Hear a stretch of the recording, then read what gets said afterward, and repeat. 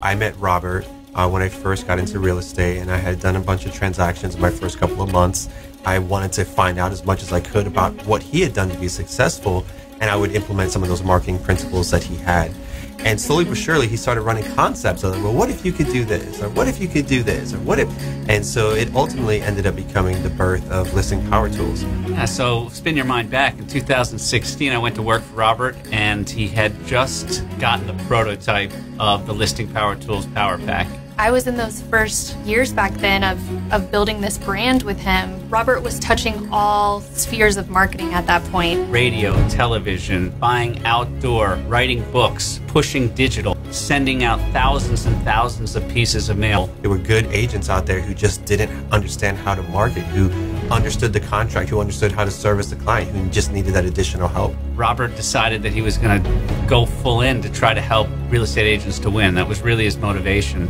And so he created these marketing tools. I mean, Robert spent over $150 million on advertising and marketing to be able to put together what he felt was going to help the agent win at the highest level. And it worked.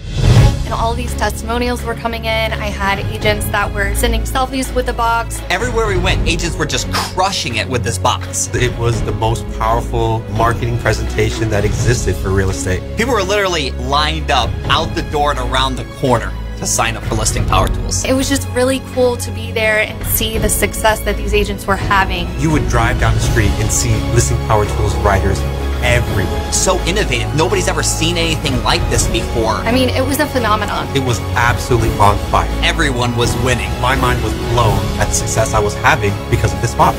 The product was so good, it basically wrote its own ads. It was growing from a geography standpoint. We were spreading across the nation. People I didn't even know were asking me about this magic white box. The magic white box. The magic white box. I think Robert began to be frustrated because it was as if he had handcuffs on. All of us were thinking this is a successful product, successful company, successful launch.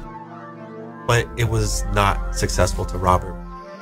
He had all these ideas of tools that he wanted to create, ways that he wanted to help real estate agents win, and he believed that he needed to become the brokerage. Good afternoon, everybody. Excited to be here today to talk about the future of Listing Power Tools and Robert Palmer Companies. As many of you know, in 2016, we embarked on a mission to build marketing technology for real estate agents.